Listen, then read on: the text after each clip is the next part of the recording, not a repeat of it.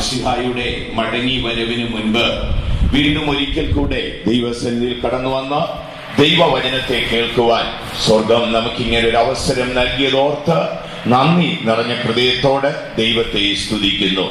കർത്തൃസന്നിധിയിൽ ആഗതരായിരിക്കുന്ന എല്ലാ ദൈവമക്കളും പ്രാർത്ഥനയോടും ആത്മാവൊരുക്കത്തോടും ഹൃദയവാഞ്ഛയോടും കൂടെ ദൈവസന്നിധിയിലായിരിക്കണമേ എന്ന് അപേക്ഷിക്കുക.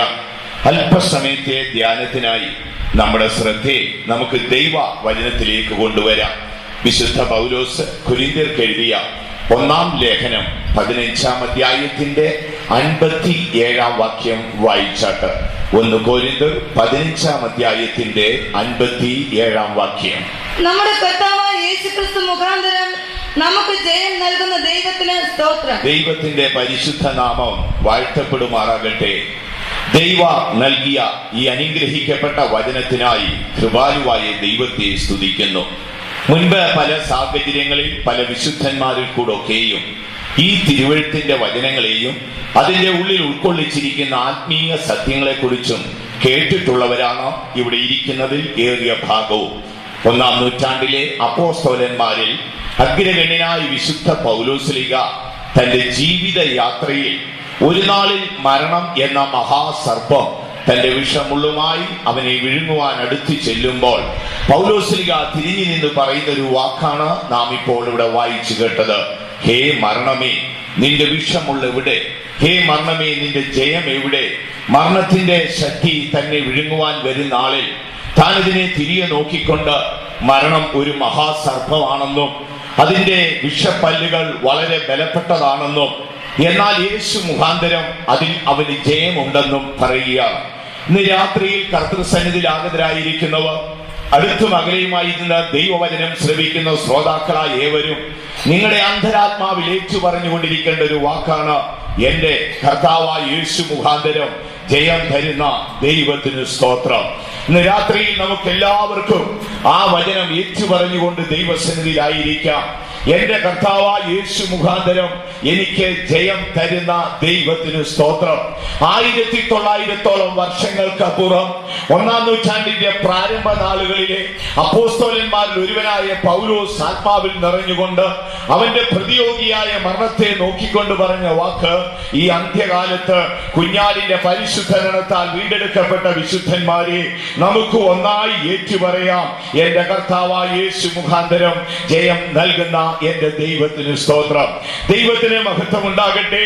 തിരുവഴുത്തിലേക്ക് നമ്മുടെ ശ്രദ്ധയെ കൊണ്ടുവരുമ്പോൾ വിശുദ്ധ ബൈബിളിലെ ആരംഭ പുസ്തകമായ മോശയുടെ പഞ്ചഗ്രന്ഥങ്ങളുടെ ശീർഷഭാഗമായ ഉൽപ്പത്തി പുസ്തകത്തിന്റെ ആരംഭ താളുകളിൽ തന്നെ സർവശക്തനായ ദൈവം തമ്പുരാൻ തന്റെ സൃഷ്ടികളിൽ ഉന്നതനായി മനുഷ്യനെ സൃഷ്ടിച്ചു എന്നോ, എന്നാൽ മനുഷ്യൻ നിയമലംഘിയായി തീർന്നു. നിയമലംഘനത്താൽ അവനിൽ കുടിയേറിയ പാപവും പാപത്താൽ അവന് സംഭവിച്ച തകർച്ചയും അനന്തരം അവനിൽ കുടിയേറിയ വേദനകളും ഉൽപ്പത്തി പുസ്തകത്തിന്റെ പ്രാരംഭത്തിൽ തന്നെ നമുക്ക് കാണാം. പാപം ചെയ്ത് ദൈവപരദീസ നഷ്ടപ്പെട്ട് ശപിക്കപ്പെട്ട ഭൂമിയിൽ അലയുന്ന മനുഷ്യൻ ലോകപ്രകാരം എത്ര ഉന്നതനായാലും, അവൻ മുഴുവൻ ലോകവും വെട്ടിപ്പിടിച്ചാലും, അവൻ ചന്ദ്രനിൽ കാലുകുത്തിയാലും, അവൻ തന്റെ ജീവിത സുഖത്തിനു വേണ്ടി സകല മഹത്വവും കണ്ടെത്തിയാലും, മരണമെന്ന ഒടുക്കത്തെ ശത്രുവായ ആ ക്രൂരരാജാവിന്റെ മണിനാദം കേൾക്കുന്നിടത്തോളം കാലം മനുഷ്യൻ തികച്ചും പരാജിതനാണ്. ദൈവത്തിന് മഹത്വം ഉണ്ടാകട്ടെ. നാം ഇന്ന് ലോകത്തിലേക്ക് കണ്ണോടിച്ചു നോക്കിയാൽ ഓരോ ദിവസത്തെയും വാർത്താ മാധ്യമങ്ങളിൽ കൂടെ ലോകം എത്ര അരിഷ്ടപ്പെട്ട അവസ്ഥയിലാണ് പോയിക്കൊണ്ടിരിക്കുന്നത്. സമ്പൽ സമൃദ്ധിയുടെ രാജവീതിയിൽ കൂടെ മുൻപോട്ട് പാഞ്ഞുകൊണ്ടിരിക്കുന്ന ലോകം അധാർമികതയുടെ ഇരുളിൽ തപ്പിത്തടയുന്നു എന്നുള്ള നഗ്ന സത്യമാണ് വാർത്താ മാധ്യമങ്ങൾ നമ്മെ ചൂണ്ടിക്കാണിക്കുന്നത്. ലോകത്തിലേക്ക് നാം നോക്കിയാൽ എത്രയോ സമാധാന സംഘടനകൾ സമാധാനത്തിന്റെ പ്രതിരൂപമായി വെള്ളപ്രാക്കളെ ആകാശത്തിലേക്ക് പറപ്പിച്ചുകൊണ്ട് ലോകത്തിൽ സമാധാനം പ്രഖ്യാപിക്കുമ്പോൾ, മറുഭാഗത്ത് മനുഷ്യന്റെ അസ്ഥി വരെ ചുട്ടുകരിക്കാൻ ശേഷിയുള്ള ആറ്റമിക് ആയുധങ്ങൾക്ക് വേണ്ടി ഭരണകർത്താക്കന്മാർ കടിപിടി കൂട്ടിക്കൊണ്ടിരിക്കുകയാണ്. ലോകം ഒരു വലിയ നാശത്തിലേക്ക് കുതിച്ചുകൊണ്ടിരിക്കുന്നു. ലോകത്തിൽ അധാർമികത പെരുകിക്കൊണ്ടേയിരിക്കുന്നു. ഭരണതലത്തിൽ നോക്കിയാൽ അല്ലെങ്കിൽ ഔദ്യോഗിക മണ്ഡലത്തിൽ എവിടെ നോക്കിയാലും ഇന്ന് ലോകം ഒരു നാശത്തിലേക്ക് പോയിക്കൊണ്ടിരിക്കുകയാണ്. ദൈവത്തിന് മഹത്വം ഉണ്ടാകട്ടെ. അതിശക്തമായ ഭൂകമ്പങ്ങൾ, ക്ഷാമങ്ങൾ, പകർച്ചവ്യാധികൾ, യുദ്ധങ്ങൾ, യുദ്ധശ്രുതികളൊക്കെയും മനുഷ്യ മനസ്സിനെ ഞെട്ടിവിറപ്പിക്കുകയാണ്. ഓരോ ദിവസത്തെയും വാർത്താമാധ്യമം കാണുമ്പോൾ നാളെ ലോകത്തിൽ എന്തു സംഭവിക്കും, ലോകത്തിന്റെ ഗതി എന്തായിരിക്കും എന്ന് പറയാൻ കഴിയാതെ ഉമിത്തിയിൽ വെന്തു നീറുന്ന ഒരു സമൂഹത്തെയാണ് ഇന്ന് നാം ലോകത്തിൽ കാണുന്നത്. എന്നാൽ ഈ അന്ധകാരം പിടിച്ച കാലഘട്ടത്തില്, പ്രാകൃതങ്ങൾ അണവൊട്ടി ഒഴുകുന്ന ഈ കാലഘട്ടത്തിൽ ഒരു ഭക്തൻ എങ്ങനെ ജീവിക്കാമെന്ന് ചോദിച്ചാൽ അവൻ ആത്മാവിൽ ഏറ്റു പറയുവാൻ ഒരു വചനമുണ്ട്. എന്റെ കർത്താവായ യേശു മുഖാന്തരം എനിക്ക് ജയം തരുന്ന ദൈവത്തിനു സ്തോത്രം. ഇന്ന് രാത്രിയിൽ കുഞ്ഞാടിന്റെ രക്തത്താൽ വീണ്ടെടുക്കപ്പെട്ട വിശുദ്ധന്മാരെ, ഈ രാത്രിയിൽ നമുക്ക് പറയുവാൻ ഒരു ശബ്ദമുണ്ട്. എന്റെ യേശു മുഖാന്തരം എനിക്ക് ജയം തരുന്ന എന്റെ ദൈവത്തിനു സ്തോത്രം. ഏറ്റു പറയുവാൻ കഴിയുന്ന ദൈവമക്കൾ കരങ്ങളെ ഉയർത്തിയൊരു ഹല്ലേലൂയ പറഞ്ഞിട്ട്, എന്റെ കർത്താവായ യേശു മുഖാന്തരം എനിക്ക് ജയം തരുന്ന ദൈവത്തിനു സ്തോത്രം. ഇന്ന് രാത്രി കർത്തൃസന്നിധിയിൽ ആഗതരായിരിക്കുന്നവർ അസംഖ്യമായ വേദനയോട്, മാനസിക സംഘർഷാവസ്ഥയോട്, പിശാചിന്റെ ശക്തമായ പോരാട്ടങ്ങളാൽ വ്യാകുലപ്പെട്ട മനസ്സോടെയാണ് ഇന്ന് രാത്രി നീ ദൈവസന്നിധിയിലായിരിക്കുന്നെങ്കിൽ നീ പരാജിതനായി തീർന്ന്, ദുഃഖിതനായി തീർന്ന്, സാത്താൻ അടിമയായി തീർന്ന്, വേദനയുടെയും പാപത്തിന്റെയും ഭാരത്തിന്റെയും പാണ്ഡക്കെട്ടികളെ ചുമന്നുകൊണ്ട് നീ മരിക്കുവാൻ നിന്റെ ദൈവം ആഗ്രഹിക്കുന്നില്ല. ലോകപ്രകാരം മനുഷ്യൻ എത്ര ഉന്നതനെങ്കിലും ദൈവത്തിന്റെ ദൃഷ്ടിയിൽ തികച്ചും പരാജിതനാണ്. എന്നാൽ പരാജിതനായ മനുഷ്യനെ ജയശാലിയാക്കി മാറ്റി ദൈവത്തിന്റെ അടുക്കൽ കൊണ്ടുപോകുവാൻ ഒരു മാർഗമുണ്ട്. അത് യേശുവിന്റെ മാർഗമാണ്. ഹല്ലേലൂയ! അത് യേശുവിന്റെ മാർഗമാണ്. 1-ാം നൂറ്റാണ്ടിൽ യഹൂദ മതത്തിന് പ്രാധാന്യം കൊടുത്ത് തന്റെ മാതാപിതാക്കന്മാർ പറഞ്ഞുകൊടുത്ത ന്യായപ്രമാണത്തിന്റെ അറിവിൽ ആഴങ്ങളിൽ വളർന്നു വന്നവർ യേശുവിനെ ഒരു നാൾ കണ്ടെത്തി. തന്റെ മതത്തെ കുറിച്ചുള്ള എരിവ് കൊണ്ടും ക്രൈസ്തവ മാർഗത്തെ കുറിച്ചുള്ള അറിവില്ലായ്മ കൊണ്ടും താൻ ക്രിസ്തീയ സമൂഹത്തിനെതിരായി ക്രിസ്ത്യാനികളെ കൊന്നുമുടിക്കാൻ യാത്ര തിരിച്ചു. യാത്രാ മധ്യേ ഒരിക്കൽ താൻ മശിഹായെ കണ്ടെത്തി. ദൈവത്തിന് മഹത്വം ഉണ്ടാകട്ടെ. വിശുദ്ധ പൗലോസ്ലീഹായുടെ പ്രാരംഭ നാളുകളെ കുറിച്ച് ബൈബിളിൽ എഴുതിയിരിക്കുന്നു. സമ്പൽ സമർത്ഥമായ സമൂഹത്തിൽ മാന്യതയുള്ള ആത്മീയ നിലവാരവും ധാർമ്മിക ബോധവുമുള്ള ഒരു നല്ല കുടുംബത്തിലാണ് ഇദ്ദേഹം ജനിച്ചു വളർന്നത്. എന്നാൽ യൗവനത്തിലെ രക്തത്തിളപ്പ് നിമിത്തം ക്രൈസ്തവരെ കൊന്നുമുടിക്കാൻ യാത്ര ചെയ്ത തനിക്ക് മേലൊരു വിസ്താര കോടതിയില്ല എന്നുള്ള ആ അധികാരപത്രം ഏറ്റുവാങ്ങിക്കൊണ്ട് അക്കാലത്തെ ഏറ്റവും പ്രശസ്തമായ ഡെമസ്കോസിലേക്ക് പോകുന്ന വഴി ബെന്യാമിനെ യാക്കോബ് കടിച്ചു കീറുന്ന ചെന്നായ എന്ന് വിശേഷിപ്പിച്ചിരുന്നു. ബെന്യാമിന്റെ ഗോത്രത്തിൽ ജനിച്ച കടിച്ചു കീറുന്ന ചെന്നായിക്ക് തുല്യനായി ക്രൈസ്തവനെ കൊന്നുമുടിക്കാൻ യാത്ര തിരിച്ചവൻ ഡെമസ്കോസിന്റെ വടിവാതിക്കൽ എത്തിയപ്പോൾ യഹൂദ ഗോത്രത്തിന്റെ ബാലസിംഹത്തെ കണ്ടു. സൂര്യനെ കവിയുന്ന വെളിച്ചത്തിൽ നിന്നുകൊണ്ട് സ്നേഹസ്വരൂപനായ മശിഹാ വിളിച്ചു, നീ എന്നെ ഉപദ്രവിക്കുന്നതെന്ത്? സ്നേഹസ്വരൂപനായ യേശുവിന്റെ സാന്നിധ്യം ആത്മാവിൽ അറിഞ്ഞവൻ വാഹന മൃഗത്തിൽ നിന്ന് നിലത്തു വീണു. അവൻ ചോദിച്ചു, അങ്ങേ ആരാണ്? നീ ഉപദ്രവിക്കുന്ന നസ്രയനായ യേശുവാണ് ഞാൻ. താൻ ഒരിക്കലും യേശുവിനെ ഉപദ്രവിച്ചിട്ടില്ല.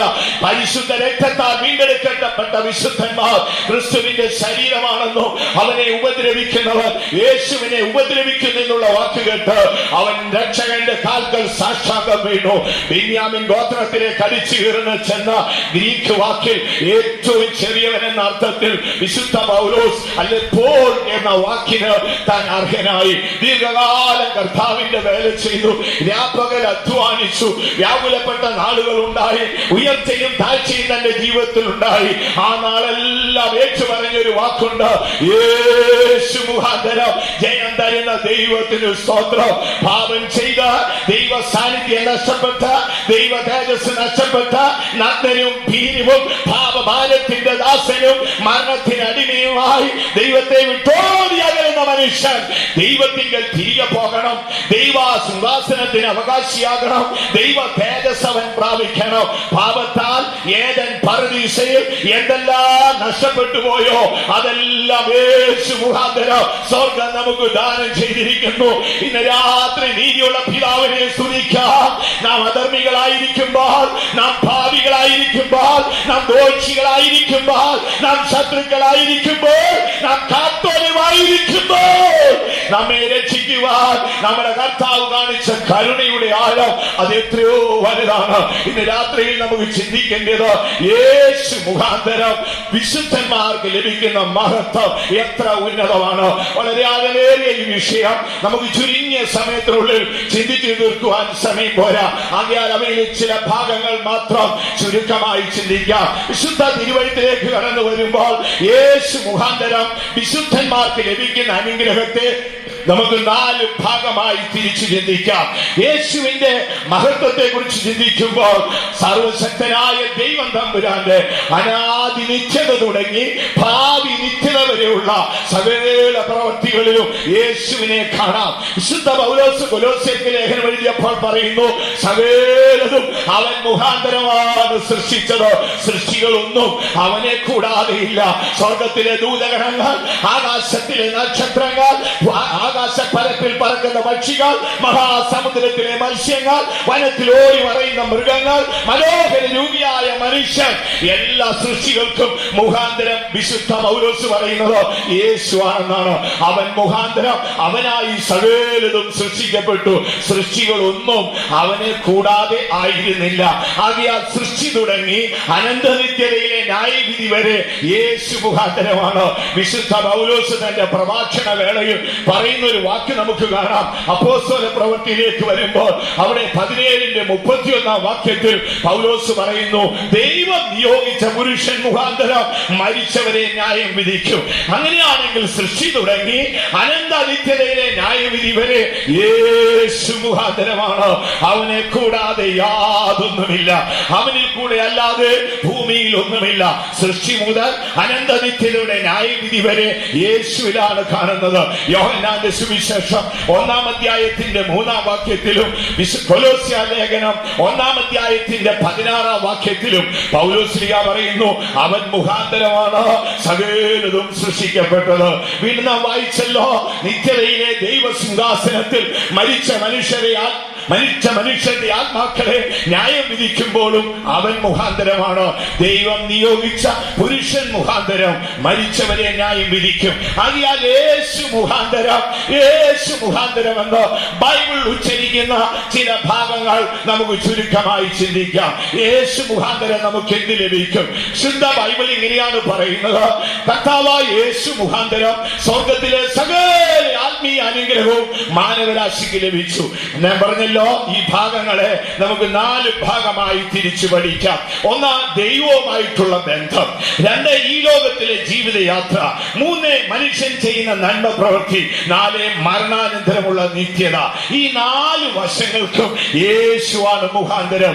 എല്ലാം വിശദമായി ചിന്തിപ്പാൻ സമയം പോരാ, ചില ഭാഗങ്ങൾ മാത്രം നമുക്ക് ചിന്തിക്കാം.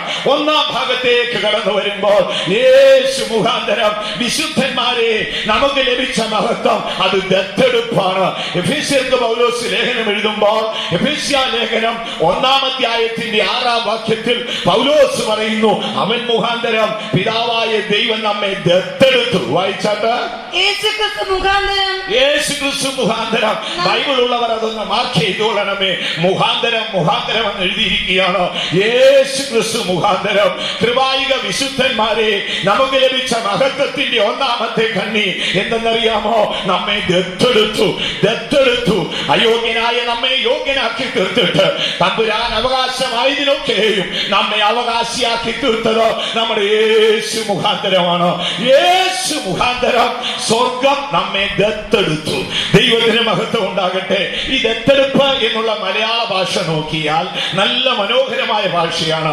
അന്യനായ ഒരുവനെ സ്വന്തം ഭവനത്തിൽ ചേർത്ത് സ്വന്തമായതിനൊക്കെയും അവനെ അവകാശിയാക്കി തീർക്കുന്നതിനാണ് ബൈബിൾ ദത്തെടുപ്പ് ദത്തെടുപ്പ് എന്ന് പറയുന്നത്. നമ്മുടെ നാട്ടിലും ദത്ത് കയറി താമസിക്കുന്നു, ദത്തെടുത്തിരിക്കുന്നു എന്നൊക്കെയുള്ള വാക്ക് പറയാറുണ്ട്. ആഴം എത്ര പേർ അറിഞ്ഞിട്ടാണെന്ന് അറിഞ്ഞുകൂടാ. ഇത് നാട്ടുമ്പുറത്തെ വാക്കല്ല പ്രിയമുള്ളവര്, ഇത് ബൈബിൾ വാക്കാണിത്. എന്താണ് പറയുന്നത്? അയോഗ്യനായ നമ്മുടെ അയോഗ്യതകളെ ഗണ്യമാക്കാതെ ദൈവം നമ്മെ യോഗ്യനാക്കി തീർത്തിട്ട് സ്വർഗത്തിലെ സകലത്തിനും നമ്മെ അവകാശിയാക്കി തീർത്തു, നമ്മെ ദത്തെടുത്തു. യേശു മുഖാന്തരം സ്വർഗത്തിലെ ദൈവം എന്നെ ദത്തെടുത്തിരിക്കാൻ യേശുവിൽ ഉൾക്കൊള്ളുന്ന ഏതൊന്നിനും എനിക്ക് അവകാശമുണ്ട്. അത് വിശ്വസിക്കുന്നവർ കരങ്ങളെ ഉയർത്തി ശക്തിയോടെ ഒരു ഹല്ലേലൂയ പറഞ്ഞാട്ടെ. സ്വർഗമാണ് നമ്മെ ദത്തെടുത്തിരിക്കുന്നത്. ഇന്ന് രാത്രിയിൽ നിങ്ങൾ അത് അറിഞ്ഞുകൊള്ളണം. ഞാൻ പറഞ്ഞല്ലോ, മീറ്റിംഗിന്റെ ആരംഭം തുടങ്ങി അവസാനം വരെ ഏറ്റു പറയണം, യേശു മുഖാന്തരം എനിക്ക് ജയമുണ്ടെന്നൊന്ന് പറഞ്ഞിട്ട് നിങ്ങൾ പരാജിതരാണെന്ന് പറയരുത്. സാത്താന്റെ ആധിപത്യം നിങ്ങളുടെ മേൽ പെരുകിക്കൊണ്ടിരിക്കും. നിങ്ങൾ തികച്ചും ബലഹീനരായിരിക്കാം, തികച്ചും അരിശരായിരിക്കാം, തികച്ചും അവിശ്വസ്തരായിരിക്കാം, തികച്ചും പരാജിതരായിരിക്കാം. എങ്കിലും നിങ്ങൾക്ക് പറയുവാൻ ഒരു വാക്കുണ്ട്, യേശു മുഖാന്തരം ജയം തരുന്ന എന്റെ ദൈവത്തിന് സ്തോത്രം. നമ്മുടെ വാഴ്ത്തപ്പെട്ട മശിഹായുടെ അവസാന നാളുകൾ എത്തിയപ്പോൾ അവൻ തന്റെ ശിഷ്യന്മാരോടൊരു വാക്ക് പറഞ്ഞു, ഞാൻ ജീവിക്കുന്നത് കൊണ്ട് നിങ്ങൾ ജീവിക്കുന്നു. ഈ ദിനം, ഈ ഞായറാഴ്ച വൈകിയ വേളയിൽ കർത്തർ സന്നിധിയിൽ കടന്നു വന്ന ദൈവ വൈദ്യരെ, ഇന്ന് രാത്രി നീ ഏറ്റു പറയുവീൻ, എന്റെ യേശു ജീവിക്കുന്നത് കൊണ്ട് ഈ ദിനം ഞാനും ജീവിക്കുന്നു. അങ്ങനെ എഴുതിയിരിക്കുന്നത്. പത്മോസിന്റെ ഏകാന്തതയിൽ വ്യാകുലപ്പെട്ട മനസ്സിനുടമയായി നന്നേ വയോധനായി കിടക്കുന്ന യോഹന്നാനെ സന്ദർശിക്കുമ്പോൾ യേശു യോഹന്നാനോടൊരു വാക്ക് പറഞ്ഞു, യോഹന്നാൻ, ഞാൻ മരിച്ചവനായിരുന്നു, കാരണം നീയും അത് കണ്ടു. റോമൻ പടയാളികൾ എന്റെ വിലാപ്പുറത്ത് കുത്തി രക്തവും വെള്ളവും ധാരധാര ഒഴുകുന്നത് നീ കണ്ടു. പിതാവേ, സകലതും നിവർത്തിയായി എന്ന് പറഞ്ഞ് ഞാൻ പ്രാണനെ വിടുന്നത് നീ കണ്ടു. എന്റെ ശരീരം അരമത്യക്കാരനായ ജോസഫ് അന്ന് ചോദിച്ചു വാങ്ങുമ്പോൾ നീ അവിടുക്കൽ ഉണ്ടായിരുന്നു. എന്റെ ശരീരം ശീലയിൽ പൊതിയുമ്പോൾ അന്നേരവും നീ അവിടെ ഉണ്ടായിരുന്നു. ഇതെല്ലാം നിനക്കറിയാം. അതുകൊണ്ടാ പറഞ്ഞത്, യോഹന്നാൻ, ഞാൻ മരിച്ചവനായിരുന്നു, എന്നാൽ ഇപ്പോൾ ഞാൻ ജീവിക്കുന്നു. ഇന്ന് രാത്രി മരണം വിട്ട് ഉയർത്തുവന്ന മശിഹ മഹിമയുടെ രാജാവായി നമ്മുടെ മധ്യേ എഴുന്നള്ളിയിരിക്കുന്നു. അത് വിശ്വസിക്കുന്നവർ കരങ്ങളുയർത്തൊരു ഹല്ലേലൂയ പറഞ്ഞിട്ട്. മഹത്വത്തിന്റെ രാജാവ്, മഹിമയുടെ രാജാവായി ഇന്ന് രാത്രി നമ്മുടെ മധ്യേ കടന്നു വന്നിട്ടുണ്ട്. യേശു മുഖാന്തരം സ്വർഗം നമ്മെ ദത്തെടുത്തു. സ്വർഗത്തിലേക്ക് നിങ്ങൾ പോയാൽ സ്വർഗത്തിലെ സകലത്തിലും എനിക്കും നിങ്ങൾക്കും അവകാശമുണ്ട്. കാരണം യേശു മുഖാന്തരം നമുക്ക് ദത്തെടുപ്പ് കിട്ടിയിരിക്കുന്നു. ബൈബിൾ വളരെ വ്യക്തമായി എഴുതിയിരിക്കുകയാണ്, അയോഗ്യരായി നമ്മെ യോഗ്യരാക്കി തീർത്തിട്ട് സ്വർഗത്തിലെ സകലത്തിനും എന്നെയും നിങ്ങളെ അവകാശിയാക്കി. പലപ്പോഴും ഇതിന്റെ ആഴങ്ങളൊന്നും നമുക്കറിഞ്ഞുകൂടാ. അതുകൊണ്ട് പല കാര്യങ്ങളിലും പല സാഹചര്യങ്ങളിൽ നമ്മൾ വ്യാകുലപ്പെടാറുണ്ട്. സഹോദരങ്ങളെ, ഓർത്തുകൊള്ളണമേ, നാം സ്വർഗത്തിലെ സകലത്തിനും അവകാശിയാണ്. നിങ്ങൾ ഏതൊരു കാര്യത്തെ ചൊല്ലി പ്രാർത്ഥിക്കുമ്പോഴും ഏറ്റു പറയേണ്ടത് അങ്ങനെയാണ്. നിങ്ങൾ സ്വർഗത്തിലേക്ക് പോയാൽ അവിടെ പിതാവായ ദൈവത്തെ കാണാം, രണ്ടാമത് കർത്താവായ യേശുവിനെ കാണാം. യേശു നമ്മുടെ ആരെന്ന് ചോദിച്ചാൽ നമ്മുടെ ഒരു മൂത്ത സഹോദരനാണ്. മരണം വിട്ട് ഉയർത്തു വന്ന മശിഹായെ കണ്ടിട്ട് മറിയം തൊടാൻ ചെല്ലുമ്പോൾ മറിയോട് പറയാണ്, മറിയം, നീ എന്നെ തൊടരുത്, നീ പോയി എന്റെ സഹോദരന്മാരോട് പറയണം. മുൻപൊരിക്കലും അങ്ങനെ ഒരു വാക്ക് പറഞ്ഞിട്ടില്ല. ഏകജാതനായി ലോകത്തിൽ വന്ന് മരണം ആസ്വദിച്ച മശിഹാ തമ്പുരാൻ മരണം വിട്ട് ഉയർത്തു വരുമ്പോൾ ബൈബിൾ അവനെ ആദ്യജാതൻ എന്നാണ് വിളിച്ചത്. ഏകജാതൻ എന്ന് പറഞ്ഞാൽ അവൻ ഒരുവൻ മാത്രം. ആദ്യജാതൻ എന്ന് പറഞ്ഞാൽ അവന് ശേഷം സന്തതികൾ ഉണ്ടായിരുന്നു. ഏകജാതനായി ലോകത്തിൽ വന്ന മശിഹ മരണം വിട്ട് ഉയർത്തു വന്നു. മറിയം തൊടാൻ ചെല്ലുമ്പോൾ പറയുന്നു, മറിയം, നീ എന്നെ തൊടരുത്, ഞാൻ പിതാവിന്റെ അടുക്കൽ പോയിട്ടില്ല, നീ പോയി എന്റെ സഹോദരന്മാരോട് പറയണം. എന്താണ് പറയുന്നതെന്നറിയാമോ? നിങ്ങളുടെ പിതാവും എന്റെ പിതാവും, നിങ്ങളുടെ ദൈവവും എന്റെ ദൈവവുമായവന്റെ അടുക്കൽ ഞാൻ കയറിപ്പോയിരിക്കുന്നു. ഹല്ലേലൂയ! രാത്രിയിൽ നമ്മുടെ ഹൃദയം സന്തോഷിക്കട്ടെ. എന്താണ് തിരുവെഴുത്ത് പറയുന്നത്? യേശു നമ്മുടെ മൂത്ത സഹോദരനാണ്. അവൻ കാൽവരിയിൽ ചൊരിഞ്ഞ പരിശുദ്ധ രക്തം കൊടുത്ത് എന്നെ നിങ്ങളെ വിലയ്ക്ക് വാങ്ങി നാം ദത്തെടുപ്പിന് യോഗ്യരായി തീർന്നു. സ്വർഗത്തിലെ സകലത്തിലും നമുക്ക് അവകാശം ഉണ്ടായിരിക്കും. നന്നായി നമ്മളത് അറിഞ്ഞുകൊള്ളണം. ദൈവം നമ്മെ ദത്തെടുത്തിരിക്കുകയാണ്. എന്തെല്ലാം യേശു മുഖാന്തരം ഉണ്ടോ അതിലൊക്കെ നമുക്ക് അവകാശമുണ്ട്. ആകയാൽ ഇന്ന് നാം യേശുവിന്റെ സഹോദരന്മാരാണ്. ബൈബിൾ എഴുതിയിരിക്കുന്നല്ലോ, അനേക പുത്രന്മാരെ തേജസ്സിലേക്ക് നടത്തുമ്പോൾ അനേക പാപികളെ നല്ല എഴുതിയിരിക്കുന്നത്, അനേക പുത്രന്മാരെ തേജസ്സിലേക്ക് നടത്തുമ്പോൾ അവരുടെ രക്ഷാനായകൻ കഷ്ടത കൊണ്ട് തികഞ്ഞു. വാഴ്ത്തപ്പെട്ട മശിഹായേ, നിന്റെ കാൽവരിയിലെ കഷ്ടതയാൽ സ്വർഗരാജ്യത്തിൽ എന്നെ എനിക്ക് അവകാശം നൽകിയല്ലോ. അതാണ് ഒരു ഭക്തൻ ആത്മാവിൽ പാടുവാനുള്ളത്. സ്വർഗത്തിലെ ദൈവം യേശു ക്രിസ്തു മുഖാന്തരം നമ്മെ ദത്തെടുത്തു എന്നാണ് ബൈബിൾ പറയുന്നത്. ആകയാൽ പിതാവായ ദൈവത്തിന്റെ നിത്യതയിൽ എനിക്കും നിങ്ങൾക്കും അവകാശമുണ്ട്. നന്നായി അറിഞ്ഞുകൊള്ളണമേ. പണ്ടേ കാലത്ത് കമ്മ്യൂണിസ്റ്റുകാർ റുമേനിയയെ ഭരിക്കുന്ന കാലത്ത് ക്രൈസ്തവർക്ക് ഭയങ്കര പീഡയുണ്ടായി. ക്രൈസ്തവരെ കരുണകൂടാതെ കൊന്നുമുടിച്ചു. തെരുക്കളിലൊക്കെയും പോലീസുകാർ യാത്ര ചെയ്ത് ആരെങ്കിലും ക്രൈസ്തവർ പള്ളിയിൽ പോകുന്നുണ്ടെങ്കിൽ അവരെ പിടിച്ചു കെട്ടുവാനായി പോലീസുകാർ പോയി. അങ്ങനെ ഇരിക്കുമ്പോൾ ഒരു ചെറിയ പെൺകുട്ടി, അവൻ ഞായറാഴ്ച രാവിലെ ദേവാലയത്തിലേക്ക് പോവുകയാണ്. യാത്രമധ്യേ പോലീസ് ഉദ്യോഗസ്ഥർ കണ്ടു. അവർ അവളെ വഴിയിൽ തടഞ്ഞു നിർത്തി. എവിടെ പോവുകയാണെന്ന് ചോദിച്ചു. ജ്ഞാനിയായ പെൺകുട്ടി ഒരു സംഭവം പറഞ്ഞു. അവൾ പെട്ടെന്ന് കൈ ഉൾക്കൊണ്ട് പറഞ്ഞു, സാറേ, എനിക്കൊരു മൂത്ത സഹോദരൻ ഉണ്ടായിരുന്നു. അദ്ദേഹം ബഹു സമ്പന്നനായിരുന്നു. അദ്ദേഹം പെട്ടെന്ന് ഒരാകാല മരണത്തിന് വിധേയപ്പെട്ടുപോയി. ദുഷ്ടരായ ചിലർ കൂടി തന്നെ കൊന്നുകളഞ്ഞു. താൻ ബഹു സമ്പന്നനാണ്. ആ സമ്പന്നനായ അദ്ദേഹം തനിക്കുള്ള അവകാശങ്ങളെല്ലാം വിൽപത്രം എഴുതി വെച്ചിരിക്കുകയാണ്. ഇന്ന് രാവിലെ 9:30 ആ താഴ്വരയിലുള്ള ആ കെട്ടിടത്തില് ഞങ്ങളുടെ കുടുംബത്തിൽപ്പെട്ട ഒരാള് ഞങ്ങൾക്ക് എഴുതി വെച്ച വിൽപത്രം വായിച്ചു കേൾപ്പിക്കും. അതിലെന്തെങ്കിലും അവകാശം എനിക്കുണ്ടോ എന്നറിയാൻ ഞാൻ പോവുകയാണ്. മൂഢനായ ഈ ഉദ്യോഗസ്ഥന് മനസ്സിലായില്ല. അവൻ പറഞ്ഞു പോയിക്കൊള്ളാൻ പറഞ്ഞു. ഇവൾ പറഞ്ഞ മൂത്ത സഹോദരൻ ആരാണെന്നറിയാമോ? അത് കർത്താവായ യേശുവാണ്. അവൻ അകാല മരണം സംഭവിച്ചെങ്കിലും അവന്റെ സമ്പത്തുകൾക്ക് നമ്മെ അവകാശിയാക്കി ഒരു വിൽപത്രം എഴുതി വെച്ചിട്ടുണ്ട്. അതത്രേ വിശുദ്ധ ബൈബിൾ. ബൈബിൾ സത്യം വിളിച്ചു പറയുന്നു. നിനക്ക് യേശുവിനോടുകൂടെ അവകാശമുണ്ട്. യേശുവിനോടുകൂടെ നിനക്ക് അധികാരമുണ്ട്. യേശുവിനോടുകൂടെ നിനക്ക് വാഴ്ചയുണ്ട്. കാര്യം സ്വർഗ്ഗം നിന്നെ ദത്തെടുത്തിരിക്കുകയാണ്. ദൈവത്തിന് മഹത്വം ഉണ്ടാകട്ടെ. ആ പെൺകുട്ടിയെ പോലീസ് ഉദ്യോഗസ്ഥർ വിട്ടുകളഞ്ഞു. അവൾ ദേവാലയത്തിലേക്ക് പോയി. അവിടെ കുടുംബത്തിൽപ്പെട്ട യേശുവിന്റെ രക്തത്താൽ വിലയ്ക്ക് വാങ്ങിയ ഒരു പുരോഹിതൻ എഴുന്നേറ്റ് നിന്ന് ഈ വിൽപത്രം വായിക്കാൻ തുടങ്ങി. അതാണ് വിശുദ്ധ ബൈബിൾ. ഇന്ന് രാത്രി നിങ്ങളുടെ കൂടി വന്നത് എന്തിനെന്നറിയാമോ? നമ്മുടെ മൂത്ത സഹോദരൻ 2000 വർഷങ്ങൾക്ക് മുൻപ് റോമൻ പടയാളികളുടെ ക്രൂരമായ മർദ്ദനമേറ്റ് അവൻ ആകാശത്തിനും ഭൂമിക്കും മധ്യേ തൂങ്ങി. അവൻ ബഹു സമ്പന്നനാണ്. അവന്റെ സമ്പത്തുകളിൽ എനിക്കും നിങ്ങൾക്കും അവകാശമുണ്ട്. അത് എഴുതിയ വിൽപത്രമാണ് നിങ്ങളുടെ കയ്യിലിരിക്കുന്ന ബൈബിൾ. എത്ര ദൈവമക്കൾ വിശ്വസിക്കുന്നു? ആ വിൽപത്രത്തിൽ എഴുതിയതിലൊക്കെയും ഞാൻ അവകാശി എന്ന് വിശ്വസിക്കുന്നവർ കരങ്ങൾ ഉയർത്തി ഒരു ഹല്ലേലൂയ പറഞ്ഞാട്ടെ.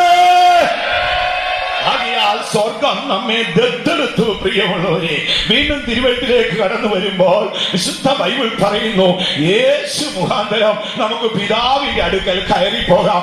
നല്ല വാക്കാ കൊടുത്തിരിക്കുന്നത്. വാഴ്ത്തപ്പെട്ട മശിഹ തന്നെ അനുഗമിച്ച ശിഷ്യന്മാരോട് പറയുകയാണ്, ഞാൻ മുഖാന്തരം അല്ലാതെ ആരും പിതാവിന്റെ അടുക്കൽ പോകുന്നില്ല. വായിച്ചാട്ട് യോഹന്നാന്റെ സുവിശേഷം 14-ാം അധ്യായത്തിന്റെ 6-ാം വാക്യവും എഫെസ്യ ലേഖനം 2-ാം അധ്യായത്തിന്റെ 18-ാം വാക്യവും വായിക്കാം. യേശു അവനോട്, ഞാൻ തന്നെ വഴിയും സത്യവും ജീവനും ആകുന്നു. ഞാൻ മുഖാന്തരം അല്ലാതെ, ശ്രദ്ധിക്കണമേ, ഞാൻ മുഖാന്തരം അല്ലാതെ ആരും പിതാവിന്റെ അടുക്കൽ പോകുന്നില്ല. പിതാവിന്റെ അടുക്കൽ പോകുവാൻ ഞാൻ മുഖാന്തരമേ ഉള്ളൂ. മനസാക്ഷികത്തിന്റെ മധ്യഘട്ടത്തിൽ ജീവിച്ചിരുന്ന ഭക്തനായ ഇയ്യോബ് തന്റെ വേദനയുടെ നാളിൽ ഒരിക്കൽ ദൈവത്തോട് ഇങ്ങനെ കരഞ്ഞു, ദൈവമേ, നിനക്കും എനിക്കും മധ്യേ നിന്ന് കാര്യങ്ങൾ പറഞ്ഞു തീർക്കുവാൻ ഒരു മധ്യസ്ഥൻ ഉണ്ടായിരുന്നെങ്കിൽ കൊള്ളാമായിരുന്നു. വേദനപ്പെട്ട നാളുകൾ ആളുകൾ സമ്പത്ത് നശിച്ച, സന്തതി മരിച്ച്, ആരോഗ്യം നഷ്ടപ്പെട്ട, ദൈവ സാന്നിധ്യത്തിന് അന്യപ്പെട്ട, സകല മാന്യതയും പോയി അവൻ ഇരുളിന്റെ പാതയിൽ തപ്പിത്തടയുമ്പോൾ അവൻ ദൈവസിംഹാസനത്തെ നോക്കി ഒരു ചോദ്യം ചോദിച്ചു. എനിക്ക് നിനക്ക് മധ്യ നിന്ന് കാര്യം പറഞ്ഞു തീർക്കുവാൻ ഒരു മധ്യസ്ഥൻ ഉണ്ടായിരുന്നെങ്കിൽ കൊള്ളാം. ആരാണ് ഈ മധ്യസ്ഥൻ എന്നറിയാമോ? ആദാമേ, ആദാമേ, നീ എവിടെ എന്ന് ചോദിക്കുമ്പോൾ ഞാൻ നഗ്നനാകൊണ്ട് നിന്റെ കാലൊച്ച കേട്ട് ഞാൻ ഓടുന്നു കർത്താവേ എന്ന് പറഞ്ഞ മനുഷ്യവർഗമേ, നിനക്ക് മടങ്ങി നിന്റെ ദൈവത്തിങ്കൽ പോകുവാൻ ഒരു വഴിയുണ്ട്. അത് യേശു മുഖാന്തരമാണ്. യേശു പറയുന്നു, ഞാൻ മുഖാന്തരമല്ലാതെ ആരും പിതാവിന്റെ സന്നിധിയിൽ പോകുന്നില്ല. നമ്മെ ദത്തെടുത്തത് യേശു മുഖാന്തരമാണ്. പിതാവായ ദൈവത്തിന്റെ അടുക്കൽ നമുക്ക് പോകാൻ ഒക്കുന്നത് യേശു മുഖാന്തരമാണ്. അല്ലാതെ മറ്റു വഴികളൊന്നുമില്ല. പ്രിയമുള്ളവരെ, സാത്താൻ ചിലപ്പോൾ പല വഴികളും പറഞ്ഞേക്കാം.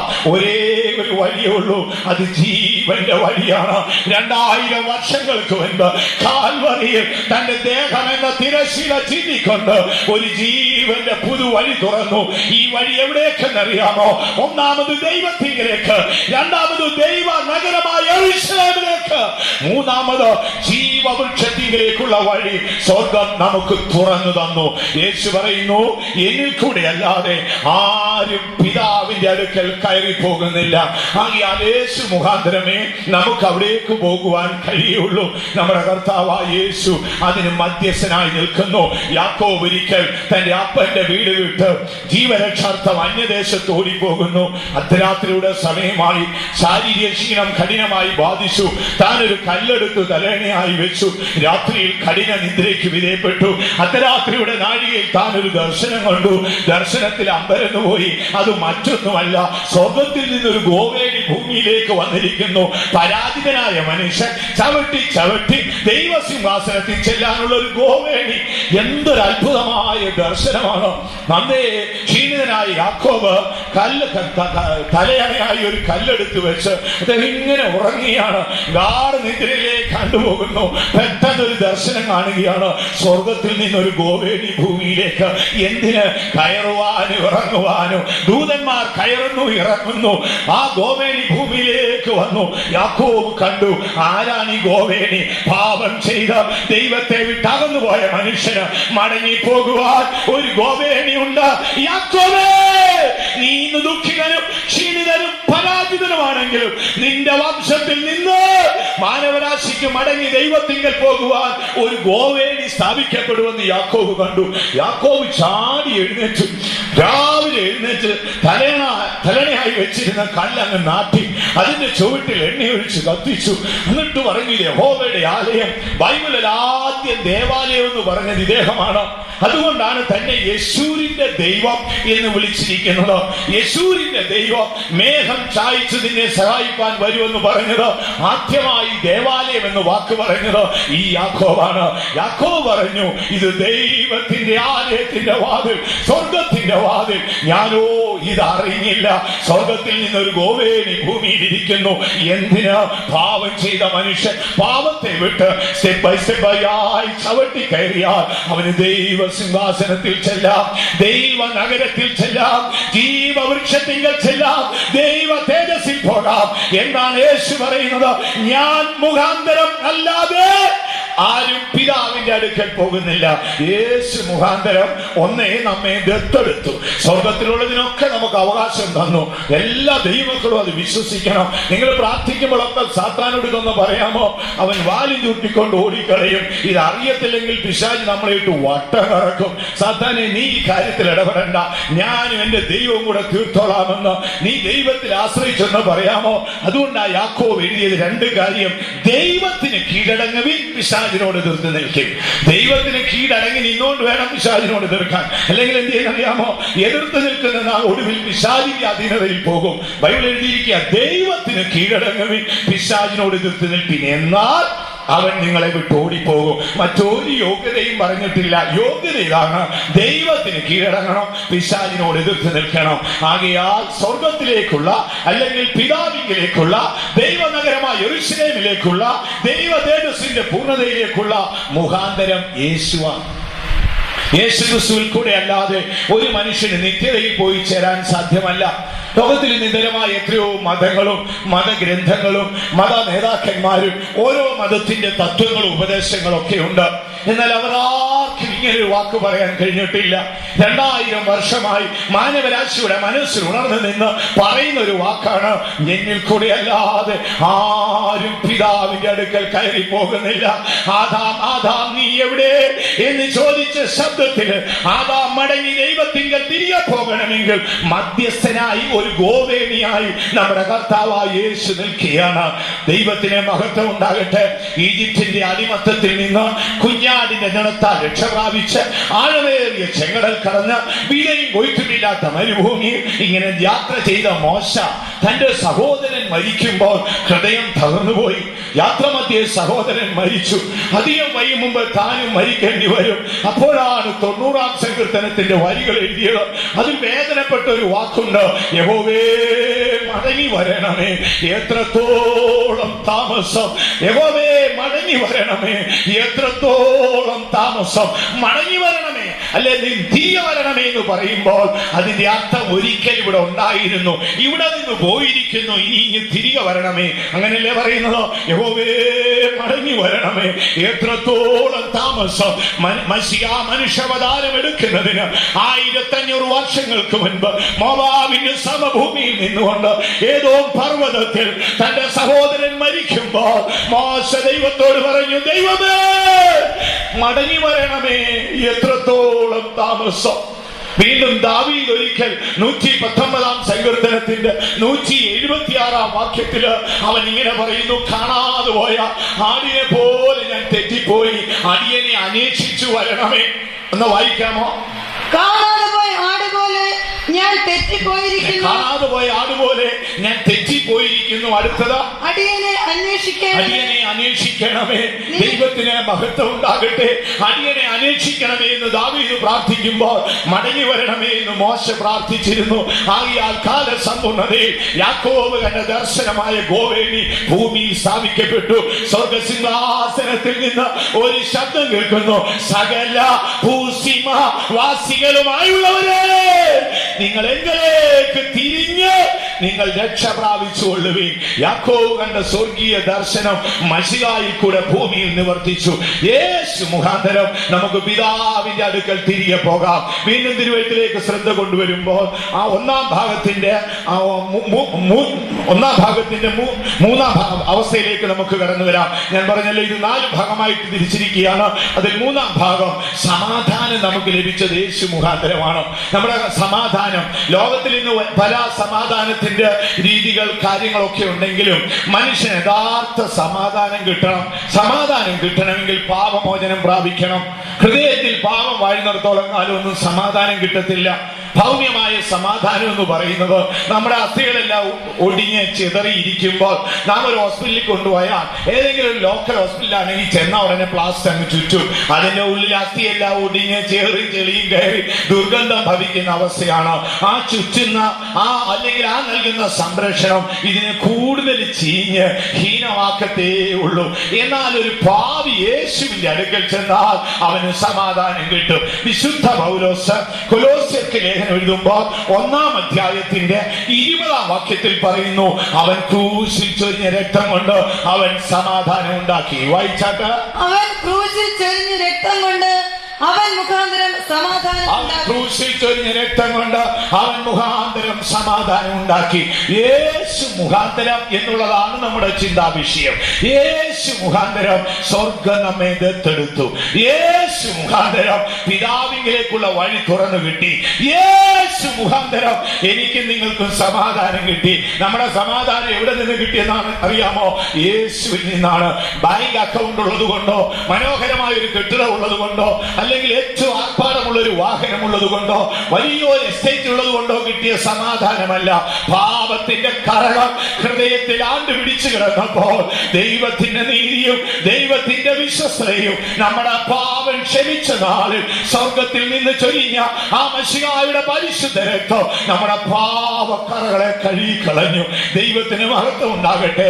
2000 വർഷങ്ങൾക്ക് മുൻപ് ഗോൽഗോഥായിൽ മാനവരാശിയുടെ പാപത്തെ രോഗത്തെ പാപത്തെയും ചുമന്നുകൊണ്ട് നമ്മുടെ രക്ഷകൻ മരിച്ചു. യെശയ്യാവ് പറയുകയാണ്, നമ്മുടെ സമാധാനത്തിന്റെ ശിക്ഷ അവന്റെ മേലായി. യേശുവേ, അങ്ങക്ക് എന്താണ് സംഭവിച്ചത് ചോദിക്കുമ്പോൾ അവിടെ യെശയ്യാവ് പറയുന്നു, സമാധാനത്തിന്റെ ശിക്ഷ അവന്റെ മേലായി. യേശു മുഖാന്തരമാണ് സ്വർഗം നമുക്ക് സമാധാനം തന്നിരിക്കുന്നത്. സാത്താൻ ഇതിൽ കയറിയൊന്നും തൊടാൻ അനുവാദമില്ല. അതുകൊണ്ടാണ് ബൈബിൾ പറയുന്നത്, ഞാൻ യെരൂശലേമിന് ചുറ്റും ഒരു തീ മതിലായിരിക്കും, നിന്നെ തൊടുന്നവൻ കണ്ണിന്റെ കൃഷ്ണമണിയെ കയറി തൊടുന്ന പോലിരിക്കും. അതായിരിക്കണം ദൈവഭക്തന്മാരെ ആത്മാവിൽ അറിയേണ്ട. എന്റെ സമാധാനം അത് നാട്ടുകാർ തന്നൊന്നുമല്ല, അല്ലെങ്കിൽ പുതിയതായി മന്ത്രിസഭ ഉണ്ടാക്കിയ മന്ത്രിമാര് തന്നതല്ല, ലോകത്തിലെ ഓഫീസുകളിൽ ഞാൻ വാങ്ങിയതല്ല, ഭൗമിക സമ്പത്തിൽ നിന്നല്ല. എന്റെ വാഴ്ത്തപ്പെട്ട മശിഹ ഒരു ഹീനഭാവിയെ പോലെ എലോഹീം എലോഹീം ലമ്മാ സബക്താനി എന്ന് അലറി പ്രാണനെ വിട്ട കാൽവരിയിലെ രക്തമാണ് എനിക്ക് സമാധാനം തന്നിരിക്കുന്നത്. അത് വിശ്വസിക്കുന്നവർ കരങ്ങളെ ഉയർത്തി ഒരു ഹല്ലേലൂയ പറഞ്ഞാട്ടെ. യേശു മുഖാന്തരം നമുക്ക് സമാധാനമുണ്ട്. നാം ചിന്തിച്ചുകൊണ്ടിരുന്ന വിഷയത്തിന്റെ ഒന്നാം ഭാഗം വിട്ടുകളയാം. ദൈവത്തിന് മഹത്വം ഉണ്ടാകട്ടെ. യേശു മുഖാന്തരം ദത്തെടുത്തു, യേശു മുഖാന്തരം പിതാവിലേക്കുള്ള വഴി ലഭിച്ചു.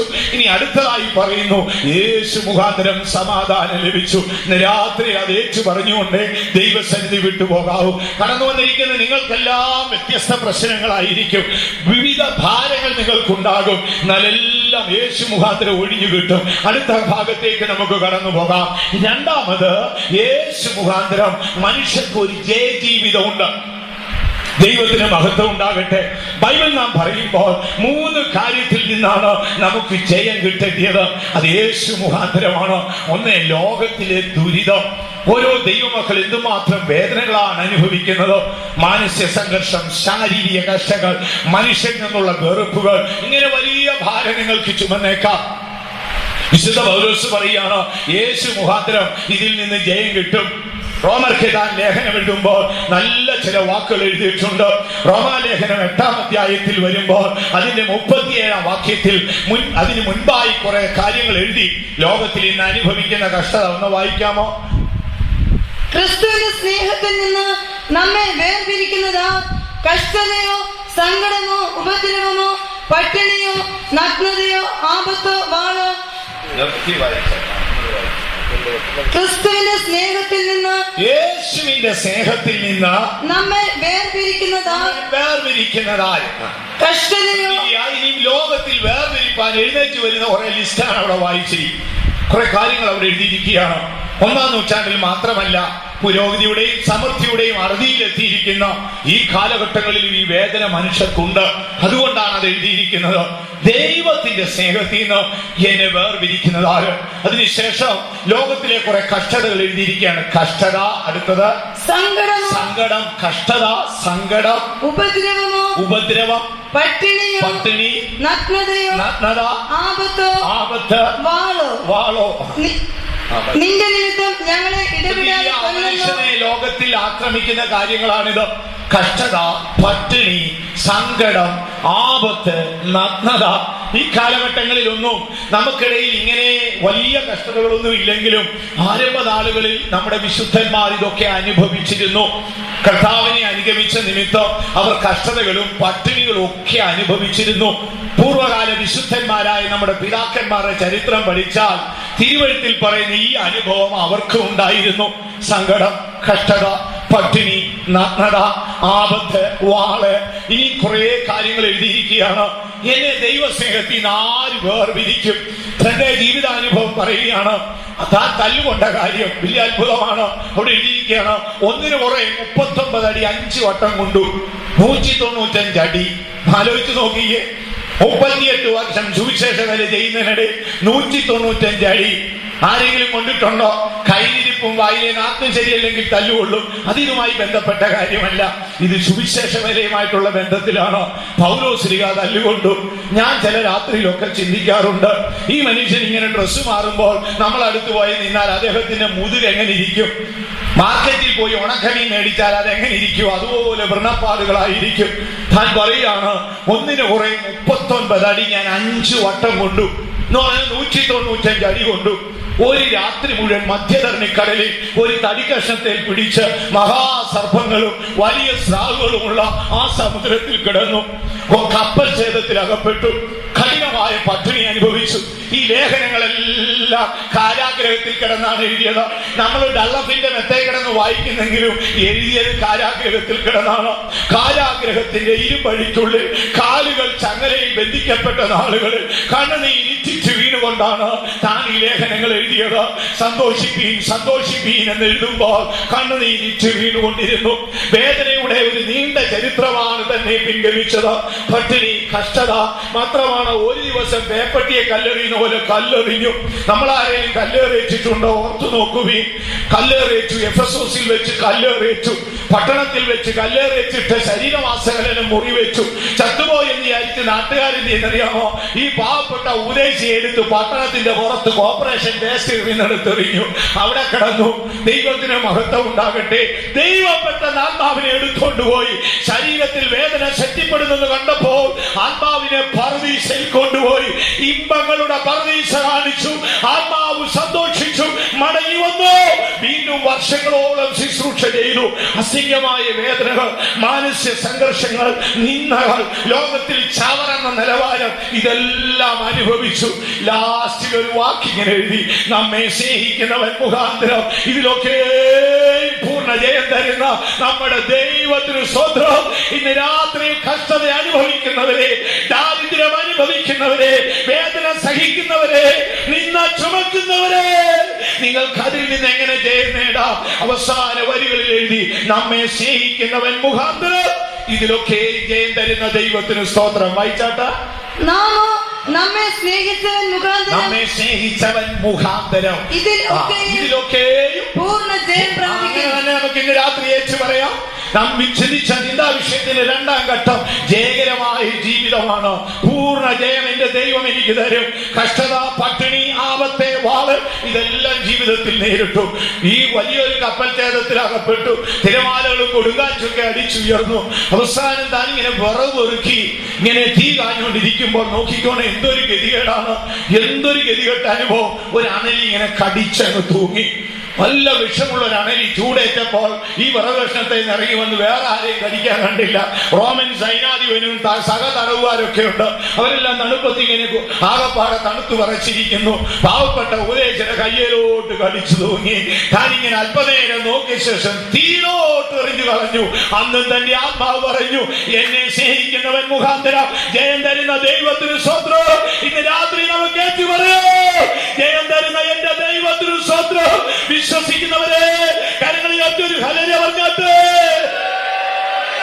സ്നേഹിക്കുന്നവൻ മുഖാന്തരം എനിക്ക് ജയം തരുന്ന ദൈവത്തിന് സ്തോത്രം. ആ ഒരു വാക്ക് ഏറ്റു പറഞ്ഞുകൊണ്ട് വേണം നിങ്ങൾ ദൈവസന്നിധിയിലിരിക്കാൻ. ഓരോ അരിഷ്ടതയുടെയും കെട്ടുകൾ ഇന്ന് രാത്രി അഴിഞ്ഞ് നിങ്ങൾ സ്വതന്ത്രരായിട്ടേ ദൈവസന്നിധി വിട്ടുപോകാവൂ. എല്ലാത്തിൽ നിന്നും ഈ രാത്രി യേശു നമുക്ക് വിടുതൽ തരും. ദൈവത്തിന് മഹത്വം ഉണ്ടാകട്ടെ. കഷ്ടത ഒരു വലിയ വിഷയം. ഞാൻ പറഞ്ഞല്ലോ, ആരംഭ നാളുകളിൽ നമ്മുടെ വിശുദ്ധന്മാരൊക്കെ അനുഭവിച്ച കഷ്ടതയൊക്കെ കേട്ട് നമ്മൾ ജീവനും കൊണ്ട് ഓടിപ്പോകും. എന്തൊരു കഷ്ടതയാണ്. ഞാൻ ഹരിപ്പാടിനടുത്ത് മുട്ടമെന്ന് പറയുന്ന സ്ഥലത്തിരിക്കുമ്പോൾ അവിടെ ഒരു ഹൈന്ദവ മാർഗത്തിൽ നിന്ന് രക്ഷിക്കപ്പെട്ട ഒരു സാധുവായ മനുഷ്യനുണ്ട്. താൻ എന്നോട് പറഞ്ഞു: പാസ്റ്ററേ, ബ്രദറെ, ഞാൻ ആരുടെയും പ്രസംഗം കേട്ട് രക്ഷിക്കപ്പെട്ടതല്ല, ഞാൻ വിശ്വാസ വീട്ടിലെ ആരെയും കണ്ട് രക്ഷിക്കപ്പെട്ടതല്ല, വിശുദ്ധന്മാരുടെ പട്ടിണി കണ്ട് രക്ഷിക്കപ്പെട്ടതാണ്. ഞാൻ ചോദിച്ചു: അതെന്താ ബ്രദറെ? ഒരു പ്രായമുള്ള അപ്പനാണോ? അപ്പോൾ പറഞ്ഞു: ഒരു ദിവസം ഒരു പാസ്റ്റർ, അദ്ദേഹത്തിന് ഒരു കൊച്ചു മകൻ കുഞ്ഞുണ്ട്. ആ കൊച്ചു കുഞ്ഞിനെ എടുത്ത് തോളത്ത് വെച്ചോണ്ട് ഇങ്ങനെ വിസിറ്റിങ് പോവുകയാണ്. ഭയങ്കര പട്ടിണി വന്നപ്പോ ഈ കുഞ്ഞെന്തെന്നറിയാമോ? വേദന വിശന്നിട്ട് വേദനയോടെ കരഞ്ഞോണ്ട് ഈ അപ്പന്റെ ചെവിയെ പിടിച്ചതാണ്ട് കറക്കി. എന്നാണ്ട് പട്ടീന്നോ പൂച്ചേനെ കണ്ട് വിളിച്ചു. അപ്പന് ഭയങ്കര ദേഷ്യമായി. അപ്പനെ തോളയിന്ന് താഴോട്ടിറക്കി കയ്യെ പിടിച്ചു വലിച്ചോണ്ട് ഈ തകപ്പന്റെ വീട്ടിലോട്ട് ചെന്നു.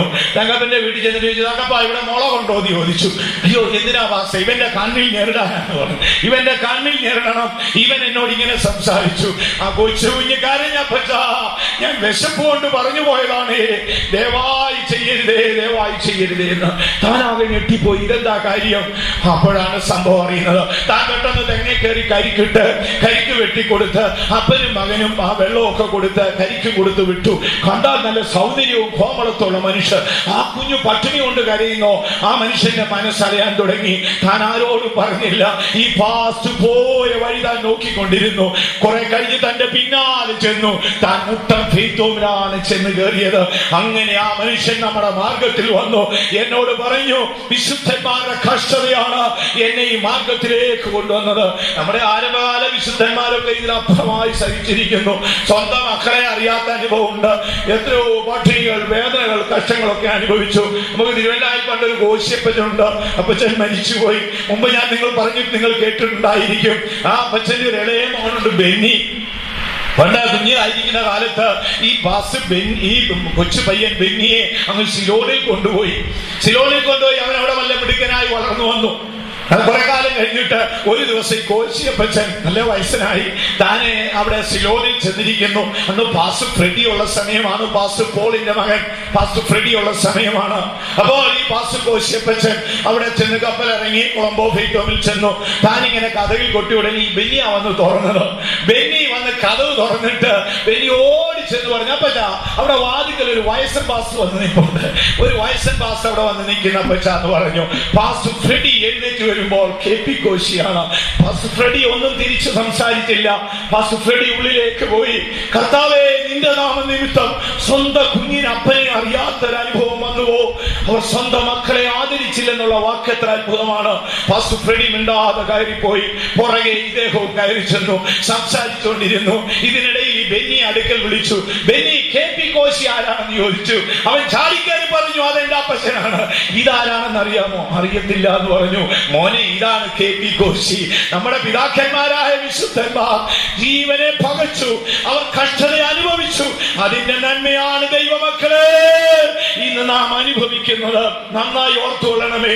അവരുടെ കാൽപാദം കഴുകി കുടിക്കാനുള്ള യോഗ്യത പോലും ഈ തലമുറയ്ക്കില്ല. സ്വന്തം മക്കളെ അറിയാതെ സ്വന്തം ജീവനെ പകച്ചാണ് നമ്മുടെ പിതാക്കന്മാർ ഈ മാർഗം കെട്ടിയുണ്ടാക്കിയത്. ആ ബോധ്യം ഒരിക്കലും നമ്മെ വിട്ടുപോകരുത്. അവരെല്ലാം ജയിച്ചത് എങ്ങനെയാണെന്നറിയാമോ? അവിടെ പൗലോസ് പറയുന്നു, കഷ്ടത, പട്ടിണി, ആപത്ത്, വാള്, ദുഃഖമൊക്കെ വന്നോട്ട് എന്നെ സ്നേഹിച്ചവൻ മുഖാന്തരം എനിക്കതിൽ ജയം തരും. ഇന്ന് രാത്രി എത്ര പേര് അതേച്ചു പറയും? കഷ്ടത വരട്ടെ, പട്ടിണി വരട്ടെ, ഏകാന്തത വരട്ടെ, നഗ്നത വരട്ടെ, സകല അനർത്ഥവും എനിക്ക് വരട്ടെ, എങ്കിലും എന്നെ സ്നേഹിച്ചവൻ മുഖാന്തരം എനിക്കതിൽ ജയം തരും. എത്ര ദൈവമക്കൾ വിശ്വസിക്കുന്നു? നിങ്ങളൊന്ന് ഏറ്റു പറയാമോ? സാത്താൻ ജീവനും കൊണ്ട് ഓടിപ്പോകും. വരട്ടെ, യേശു മുഖാന്തരം എനിക്കതിൽ ജയം തരും. ആകയാൽ കഷ്ടതയിൽ നിന്നുള്ള വിടുതൽ യേശു മുഖാന്തരമാണ്. യേശു മുഖാന്തരം നമുക്ക് ജയം തരും. നമുക്കത് തന്നെ ഏറ്റു പറഞ്ഞുകൊണ്ടേ ദൈവസന്നിധിയിലിരിക്കാം. വീണ്ടും തിരുവഴുത്തിലേക്ക് കടന്നു വരുമ്പോൾ രണ്ടാമത്തെ ഭാഗം അരിഷ്ടതയാണ്. പ്രിയമുള്ളവരെ, അത് സകല മനുഷ്യർക്കും അരിഷ്ടതയുണ്ട്. അപ്പോസ്തലനായ പൗലോസ് ഒരിക്കൽ പറയുകയാണ്, എനിക്ക് നന്മ ചെയ്യാൻ ആഗ്രഹമുണ്ട്. ആഗ്രഹം നല്ലതാണ്. ചെയ്തു കൂട്ടുന്നതോ ഇച്ഛിക്കാത്ത തിന്മ. വീണ്ടും താൻ എഴുതിയിരിക്കുക, ഇച്ഛിക്കുന്നതിനെയല്ല, ഐ റിജക്റ്റഡ് എന്നാണ് കൊടുത്തിരിക്കുന്നത്. ഞാൻ വെറുത്തു കളഞ്ഞതിനെ ഞാൻ ചെയ്യുന്നു. അയ്യോ, ഞാൻ ഒരു അരിഷ്ട മനുഷ്യൻ, ഞാൻ ജഡമയൻ, പാപത്തിന്റെ ദാസൻ, ആരെന്നെ വിടുവിക്കും?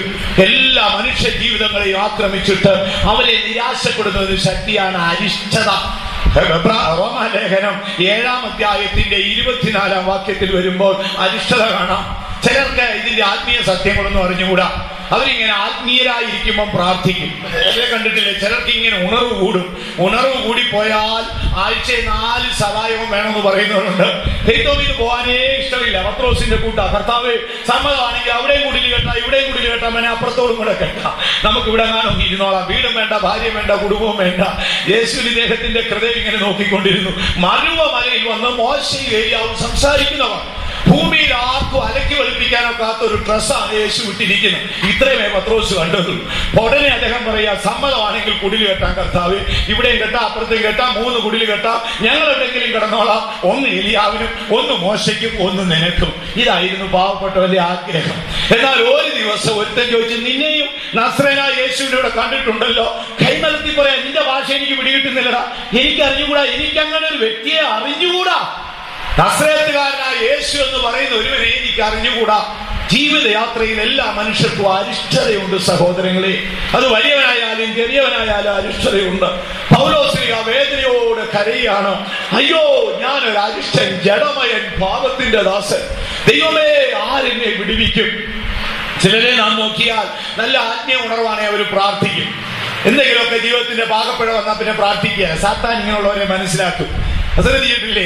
ബാക്കി കാര്യങ്ങളെല്ലാം വീട്ടിൽ ക്രമമായി ഓടും. വൈകിട്ടത്തെ ഭക്ഷണം അത് പൊറോട്ടയാണോ, ചപ്പാത്തിയാണോ, കഞ്ഞിയാണോ, പുട്ടാണോ, ഇനി എന്താ കറക്റ്റായിട്ട് നടക്കും. ടെലിവിഷനിലെ സകല സീരിയലും കാണും, ഏതിലും കാണും, എല്ലാം കാണും. പ്രാർത്ഥന മാത്രം ഉഴക്കും. അത് സാത്താൻ ഇങ്ങനെ പഠിച്ചു വെച്ചിരിക്കുകയാണ്. അവനെ എങ്ങനെ തിരികൊടുക്കാൻ അറിയാം. ഒന്നിൽ അപ്പനെ ഇളക്കും, ഇല്ലെങ്കിൽ ഇങ്ങനെ കാട്ടുകഴുതെ പോലൊരു സന്തതി കാണും, അവനെ അങ്ങ് ഇളക്കും. ആരെങ്കിലും ഇളക്കി തല്ലിക്കിറക്കി പ്രാർത്ഥന മുടക്കും. ശ്രദ്ധിച്ചിട്ടുണ്ടോ? അരിഷ്ടതയുടെ ഒരു വശമാണ്. പൗലോസ് അരിഷ്ടപ്പെട്ട നാളിൽ നിരാശപ്പെട്ടതായി ബൈബിളിൽ പറയുന്നില്ല. അരിഷ്ടപ്പെട്ട നാളിൽ പൗലോസ് എന്ത് ചെയ്തെന്നാ പറയുന്നത്? താൻ പറയുന്നു, യേശു ക്രിസ്തു മുഖാന്തരം എന്റെ പിതാവായ ദൈവത്തിന് സ്തോത്രം. ഇന്ന് രാത്രിയിൽ അരിഷ്ടതയുടെ ചങ്ങലയിൽ ബന്ധിക്കപ്പെട്ടവരെ ഈ രാത്രി നീ ഏറ്റു പറയുകയും, യേശു മുഖാന്തരം എന്റെ പിതാവിന് സ്തോത്രം. അയ്യോ, ഞാൻ അരിഷ്ടൻ, ജഡമയൻ, പാപത്തിന്റെ ദാസൻ എന്ന് പറഞ്ഞ് കരയുന്ന പൗലോസിന്റെ അവസാന വാക്കേതാണ്, ഞാൻ അരിഷ്ടത നിമിത്തം, ബലഹീന നിമിത്തം വായടച്ച് കിടന്ന് ഉറങ്ങുമെന്നല്ല പറഞ്ഞത്. അരിഷ്ടതയിലും അവൻ ദൈവത്തെ സ്തുതിച്ചു. ആരെയാണ് ഇടയ്ക്ക് പിടിച്ചു നിർത്തിയത്? യേശുവിനെ. എങ്ങനെയല്ലേ പറയുന്നത്? എന്റെ യേശു മുഖാന്തരം എന്റെ പിതാവായ ദൈവത്തിന് സ്തോത്രം. ഒന്ന് വായിച്ചാട്ടെ. നമ്മുടെ കർത്താവായ യേശുക്രിസ്തു മുഖാന്തരം ഞാൻ ദൈവത്തിന് സ്തോത്രം ചെയ്യുന്നു. അതിന് മുകളിലുള്ള വാക്കുകൾ അരിഷ്ടതയുടെയും പരാജയത്തിന്റെയും നീണ്ട ലിസ്റ്റ് എഴുതിയിട്ട് പറയുകയാണ്, യേശു മുഖാന്തരം എന്റെ ദൈവത്തിന് സ്തോത്രം. അവിടെ ദൈവമക്കളെ, എല്ലാ ദിവസവും പ്രാർത്ഥിച്ചിട്ടേ കിടക്കാവൂ. നിങ്ങളുടെ പ്രാർത്ഥന ഉഴപ്പാൻ സാത്താന്റെ തന്ത്രമൊക്കെ സാത്താൻ അറിയാം. ആരെ ഇളക്കണം? ഞാൻ പറഞ്ഞില്ലേ, കഞ്ഞൂടി കറക്റ്റായിട്ട് നടക്കും, പിന്നെ ഭക്ഷണ കാര്യങ്ങൾ മറ്റെല്ലാം നടക്കും, പ്രാർത്ഥന മാത്രം ഉഴപ്പും. കാര്യം ഇവനോട് സാത്താൻ പറയുന്നത്, നിനക്ക് പ്രാർത്ഥിക്കാൻ ഒരു യോഗ്യത വേണം. എങ്ങനെ പറയാം? പ്രാർത്ഥിക്കണേ നിനക്കൊരു യോഗ്യത വേണം. ആ യോഗ്യത ഇല്ലെങ്കിൽ നീ പ്രാർത്ഥിക്കണം. അപ്പൊ യോഗ്യത ഇല്ലാതാക്കാനുള്ള പരിപാടി വൈകിട്ട് 5 മണിക്ക് മുമ്പായി സാത്താൻ ചെയ്തിട്ടുണ്ട്. 7 മണിക്ക് എത്തുമ്പോൾ സാത്താൻ വന്നിട്ട് പറയും, ദൈവമേ എന്ന് വിളിക്കാനുള്ള യോഗ്യത നിനക്കില്ല. ഒരു കാര്യം ചെയ്യാൻ, നാളെ ശനിയാഴ്ചയാണ്, നാളെ ഉപവാസ പ്രാർത്ഥനയ്ക്ക് പോയിട്ട് വയ്യോളം ഇരുന്നങ്ങ് പ്രാർത്ഥിക്കാം. ഇത് തീരുമാനിച്ച് നമ്മൾ കട്ടിലേക്ക് കയറി കിടക്കും. കർത്താവേ, ഞാൻ കിടക്കുകയാണ്, നീ എന്നെ സൂക്ഷിച്ചോണേ. കർത്താവ് ഏതായാലും ഇതൊക്കെ കേട്ട് കേട്ട് കേട്ട് വർഷങ്ങളായി കേൾക്കുന്നത് കൊണ്ട് ഇനി കൂടുതൽ പറഞ്ഞാലും കർത്താവിന് ടെൻഷനൊന്നുമില്ല. പൗലോസ് തന്റെ അരിഷ്ടതയിൽ കരഞ്ഞു. കരഞ്ഞ നാളിലും താൻ ആശ്രയിച്ചത് ആരെയാണെന്നറിയാമോ?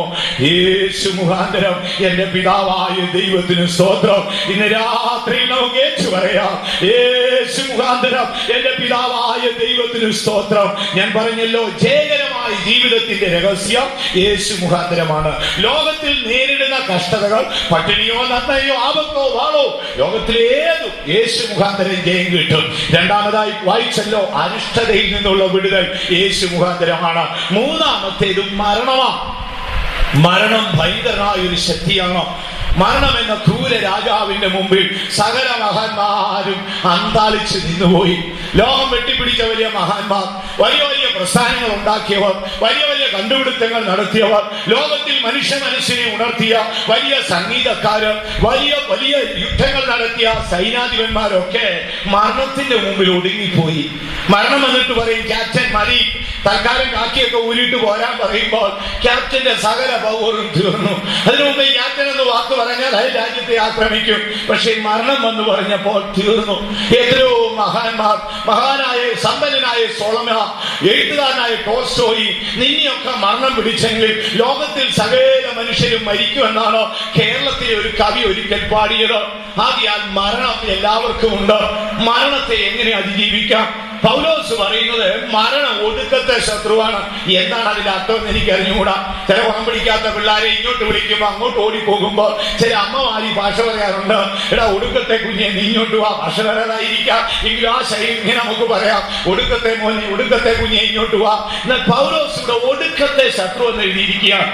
അർത്ഥം എന്തെന്ന് എനിക്ക് വ്യക്തമായി അറിഞ്ഞുകൂടാ. ഒരു കാര്യം സത്യമാണ്, മനുഷ്യന്റെ ഒടുക്കത്തെ ശത്രുവാണ് മരണം. ഒരു ദിവസം മരണം അട്ടഹസിച്ചുകൊണ്ട് ഒരു മഹാസർപ്പത്തെ പോലെ ആ ഭക്തനെ വിഴുങ്ങുവാൻ അടുത്ത് ചെല്ലുമ്പോൾ അവൻ ആത്മാവിൽ തിരിഞ്ഞു നോക്കി അവൻ അട്ടഹസിച്ച് ചോദിച്ചു, ഹേ മരണമേ, നിന്റെ ജയം എവിടെ? ഹേ മരണം മരണമേ നിന്റെ വിഷമുള്ള എവിടെ? മരണത്തിന്റെ വിഷമുള്ള പാപത്തിന്റെ ശക്തിയോ ന്യായപ്രമാണോ നമ്മുടെ കർത്താവായ യേശു മുഖാന്തരം ജയം തരുന്ന എന്റെ ദൈവത്തിനു സ്വന്തം. ദത്തെടുപ്പ് മാത്രമല്ല പ്രിയമുള്ളവരെ, പിതാവിലേക്കുള്ള പ്രവേശനം മാത്രമല്ല പ്രിയമുള്ളവരെ, കഷ്ടതയിലെ ജയം മാത്രമല്ല പ്രിയമുള്ളവരെ, ഒടുക്കത്തെ ശത്രുവായ സാത്താന്റെ മുൻപിൽ അവൻ അലറി വിളിക്കുമ്പോൾ പിശാചു മൗനം വീക്ഷിച്ചു. മരണത്തെ കണ്ടിട്ട് ചോദിക്കുന്നു, 1 കൊരിന്ത്യർ 15:57 വായിച്ചു, ഹേ മരണമേ നിന്റെ ജയം എവിടെ? വായിച്ച 56. ഹേ മരണമേ നിന്റെ ജയം എവിടെ? ഹേ മരണമേ നിന്റെ വിഷമുള്ള എവിടെ? മരണത്തിന്റെ വിഷമുള്ള പാപം, മരണത്തിന്റെ വിഷമുള്ള പാപത്തിന്റെ ശക്തിയോ ന്യായപ്രമാണം നമ്മുടെ കർത്താവായ യേശു മുഖാന്തരം നമുക്ക് ജയം തരുന്ന ദൈവത്തിനു സ്തോത്രം. ജയം തരുന്ന ദൈവത്തിനു സ്തോത്രം. ഇന്ന് രാത്രി നമുക്കത് ഏറ്റു പറയാം. ഈ ലോകത്തിലെ കഷ്ടതയിൽ എന്റെ ദൈവം എനിക്ക് ജയം തരും. എന്റെ ആത്മീയ ജീവിതത്തിന്റെ അരിഷ്ടതയിൽ എന്റെ ദൈവം എനിക്ക് ജയം തരും. ഒടുക്കത്തെ ശത്രുവായ സാത്താന്റെ വിഷമുളേക്കാതെ എന്റെ ആത്മാവിനെ നിത്യതയിൽ കൈക്കൊള്ളുവാൻ എന്റെ ദൈവത്തിന് കഴിവുണ്ട്. എന്റെ ദൈവം എനിക്ക് അതിൽ ജയം തരും. ദൈവത്തിന് മഹത്വം ഉണ്ടാകട്ടെ. നമ്മുടെ സമയം അവസാനിച്ചിരിക്കുന്നു. ഇനി നമുക്ക് 3-ാം ഘട്ടത്തിലേക്ക് പെട്ടെന്ന് കടന്നു പോകാം. യേശു മുഖാന്തരം അടുത്തതായി നമുക്ക് എന്ത് ലഭിക്കുന്നു? ബൈബിൾ പറയുന്നത് യേശു മുഖാന്തരമേ ഒരു മനുഷ്യന് നന്മ ചെയ്യാനൊക്കത്തുള്ളൂ. നന്മ ചെയ്യണമെങ്കിൽ ഒരു യേശുവിന്റെ സാന്നിധ്യം വേണം. ഇല്ലാതെ നമുക്ക് നന്മയൊന്നും ചെയ്യാൻ ഒക്കത്തില്ല. അങ്ങനെയാണ് ബൈബിൾ എഴുതിയിരിക്കുന്നത്. ഹെബ്രായ ലേഖനം 13-ാം അധ്യായത്തിന്റെ 21-ാം വാക്യത്തിൽ വരുമ്പോൾ അവിടെ വിശുദ്ധ പൗലോസ് പറയുന്നു, ആടുകളുടെ വലിയിടയനായ യേശു ക്രിസ്തുവിനെ മരിച്ചവർക്കിടയിൽ നിന്ന് വിളിച്ചു വരുത്തിയ പിതാവായ ദൈവം അവനെ കൊണ്ട് നിങ്ങളിൽ നല്ല പ്രവൃത്തി ചെയ്യട്ടെ. അവൻ മുഖാന്തരം നിങ്ങളിൽ നല്ല പ്രവൃത്തി ഉണ്ടാകും. വായിച്ചാട്ട്, നിത്യനിയമത്തിന്റെ രക്തത്താൽ ആടുകളുടെ വലിയ ഇടയനായ നമ്മുടെ കർത്താവായ യേശുവിനെ മരിച്ചവരുടെ ഇടയിൽ നിന്ന് മടക്കി വരുത്തിയ സമാധാനത്തിന്റെ ദൈവം നിങ്ങളെ അവന്റെ ഇഷ്ടം ചെയ്യുവാൻ തക്കവണ്ണം എല്ലാ നന്മയിലും യഥാസ്ഥാനപ്പെടുത്തി തനിക്ക് പ്രസാദമുള്ളത് യേശുക്രിസ്തു മുഖാന്തരമേ ചെയ്യാനൊക്കത്തുള്ളൂ. എന്തെങ്കിലും ഒരു നല്ല കാര്യം ചെയ്യണമെങ്കിൽ യേശുക്രിസ്തു മുഖാന്തരമേ ചെയ്യാനൊക്കത്തുള്ളൂ. ഓർത്തുകൊള്ളണം പ്രിയമുള്ളവരെ, നന്മ വസിക്കാത്ത ജഡത്തിൽ, പാപപൂരിതമായ ലോകത്തിൽ, ബലഹീനപ്പെട്ട സ്വഭാവത്തിന്റെ ദാസനായ ഞാനും നിങ്ങളും നന്മ ചെയ്യണമെങ്കിൽ എന്ത് ചെയ്യണം? അത് യേശുവിന്റെ സാന്നിധ്യം വേണം. അല്ലാതെ ഒരു നന്മയും ചെയ്യാനൊക്കത്തില്ല. കഴിഞ്ഞ കാലത്ത് എന്തെങ്കിലും നന്മ നിങ്ങൾ ചെയ്തിട്ടുണ്ടോ? ഉണ്ടെങ്കിൽ അത് യേശു മുഖാന്തരമാണോ? അങ്ങനെ എഴുതിയിരിക്കുന്നത്. കർത്താവായ യേശു മുഖാന്തരം നിങ്ങളിൽ നല്ല പ്രവൃത്തി ചെയ്യിക്കട്ടെ.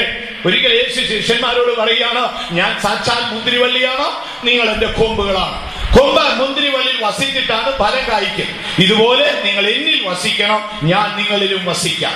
ഞാൻ നിങ്ങളിൽ വസിക്കുന്നുവെങ്കിൽ, അല്ലെങ്കിൽ നിങ്ങൾ എന്നിൽ വസിക്കുന്നുവെങ്കിൽ നിങ്ങൾക്കേറിയ ഫലമുണ്ടാകും. യേശു മുഖാന്തരം നന്മ ലോകത്തിൽ ചെയ്യാൻ കഴിയത്തുള്ളൂ. കഴിഞ്ഞകാല ജീവിതയാത്രയിൽ നീ പ്രാർത്ഥിച്ചതും, നീ പ്രവർത്തിച്ചതും, നീ നന്മ ചെയ്തതും, നീ ദൈവത്തെ സ്നേഹിച്ചതും, ദൈവപ്രമാണം പാലിച്ചതും, വിശുദ്ധന്മാരെ സ്നേഹിച്ചതും, ദൈവത്തിനായി കഠിനാധ്വാനം ചെയ്തതും, നിന്റെ സഹോദര വർഗത്തെ സേവിച്ചതോ അത് യേശു മുഖാന്തരമാണ്. അല്ലാതെ നിന്റെ പ്രാപ്തിയല്ല. നന്മ വസിക്കാത്ത ജഡമാണ് നമ്മുടേത്. പൗലോസ് പറയുന്നു, ഒരു നന്മയും എന്റെ ജഡത്തിലില്ല. ബലഹീനപ്പെട്ട സ്വഭാവമാണ്, പാപപൂരിതമായ ലോകമാണ്. പാപം നിറഞ്ഞ ലോകത്തിൽ, നന്മ വസിക്കാത്ത ജഡത്തിൽ, ബലഹീന സ്വഭാവത്തിന്റെ ദാസനായ മനുഷ്യ, നിന്നെ കൊണ്ട് നല്ല കാര്യം ചെയ്യിക്കാൻ നിന്റെ യേശുവിന് കഴിയും. അവൻ മുഖാന്തരം നിങ്ങളിൽ നല്ല പ്രവൃത്തിയെ ചെയ്യിക്കട്ടെ. ഇനി അടുത്തതായി നാം നോക്കിയാൽ ഈ 3-ാം ഘട്ടത്തിന്റെ 2-ാം ഭാഗത്തേക്ക് വരുമ്പോൾ അവിടെ പറയുകയാണ്, അവന്റെ അടുക്കൽ വന്നിട്ട് ജീവനുള്ള കല്ലായി തീർന്നിട്ട് യേശു മുഖാന്തരമാണ് നിങ്ങളെ പണിയുന്നത്. വായിക്കാമോ? 1 പത്രോസ് 2-ാം അധ്യായത്തിന്റെ 5-ാം വാക്യത്തിലാണോ? പെട്ടെന്ന് വായിച്ചാട്ട്. ജീവനുള്ള കല്ലായ അവന്റെ അടുക്കൽ വന്നിട്ട് നിങ്ങളും ജീവനുള്ള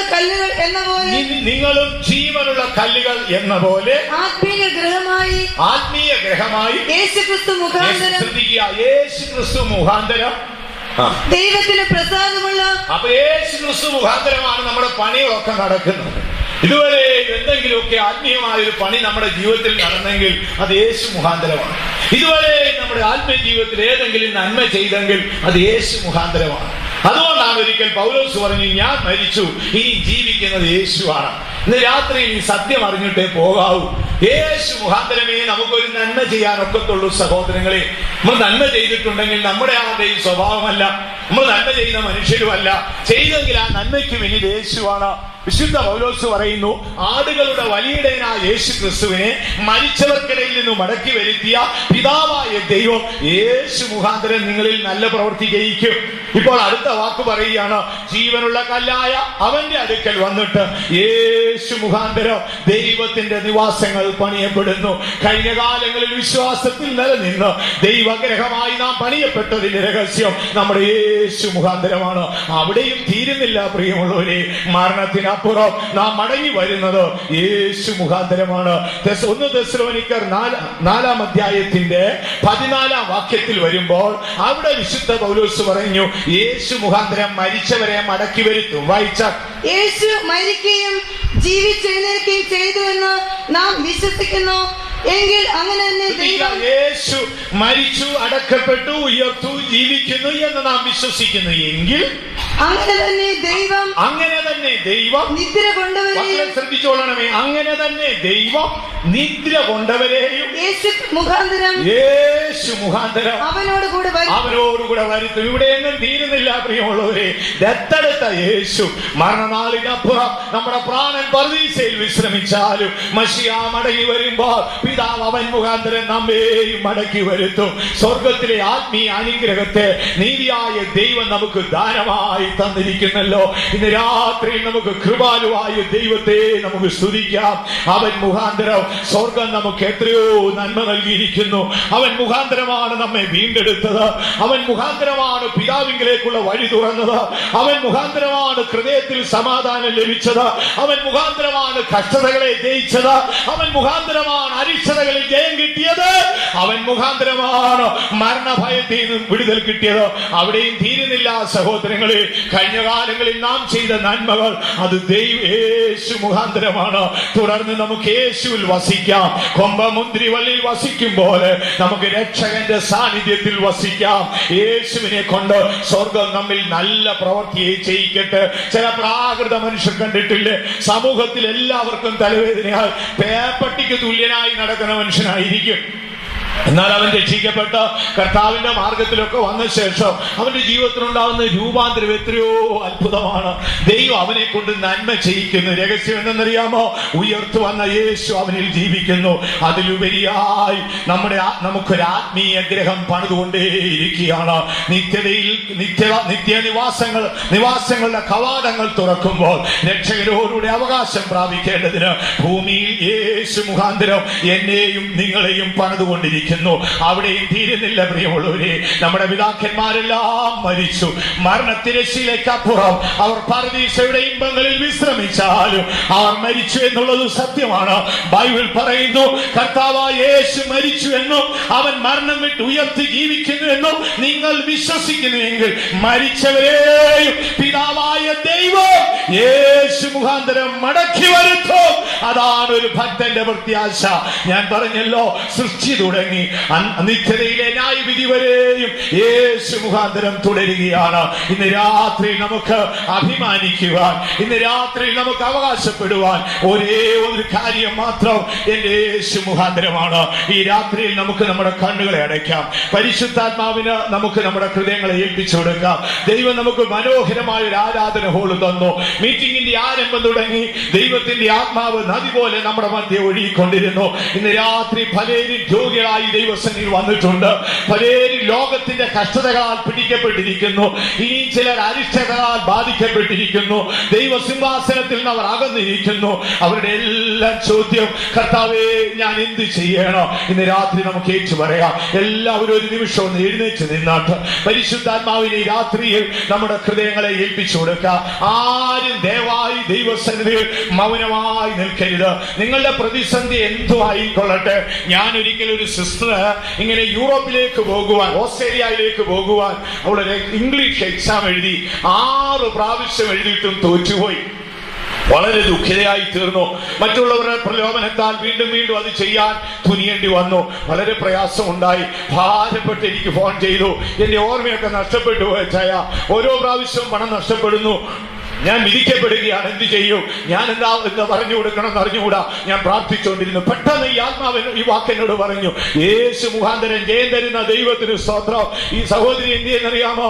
അവൾ ആ എക്സാമിന് ആ സ്ഥലത്തേക്ക് പോയി. പോകുന്ന വഴിയിലെല്ലാം അവൾ വാഹനത്തിലിരുന്ന് പറഞ്ഞുകൊണ്ടിരുന്നു, യേശു മുഖാന്തരം ജയം തരുന്ന ദൈവത്തിന് സ്തോത്രം. ആ ഏറ്റുപറച്ചിൽ സ്വർഗം കേട്ടുകൊണ്ടിരുന്നു. ആ 6 പ്രാവശ്യം തോറ്റുപോയവർ 7ാം പ്രാവശ്യം നല്ല മാർക്കോടെ ജയിച്ചു. എന്നെ വിളിച്ചിട്ട് പറഞ്ഞു, എന്താണ് എന്നോട് ഫോണിൽ ചോദിച്ചെന്ന് അറിഞ്ഞുകൂടാ. എന്റെ ആത്മാവ് ഒരു വാക്ക് പറഞ്ഞുകൊണ്ടിരുന്നു, യേശു മുഖാന്തരം ജയം തരുന്ന എന്റെ ദൈവത്തിനു സ്തോത്രം. ഇന്ന് രാത്രി നമുക്ക് ഏറ്റു പറയാം. നിങ്ങളുടെ പ്രതിസന്ധി എന്താണ്? നിങ്ങളുടെ പ്രശ്നങ്ങൾ എന്താണ്? കഷ്ടതയാണോ? പട്ടിണിയാണോ? നഗ്നതയാണോ? മാനുഷ്യ നിന്ദയാണോ? സാത്താന്റെ ബന്ധനമാണോ? സഹിച്ചുകൂടാത്ത വേദനയാണോ? നിരാശയാണോ? അല്ലെങ്കിൽ ആത്മാവ് മരുഭൂമിയിൽ അലയുകയാണോ? ഈ രാത്രിയിൽ എല്ലാവരും ഏറ്റു പറയണം. ദയവായി ആരും അലസരായി ദൈവസന്നിധിയിൽ നിൽക്കരുത്.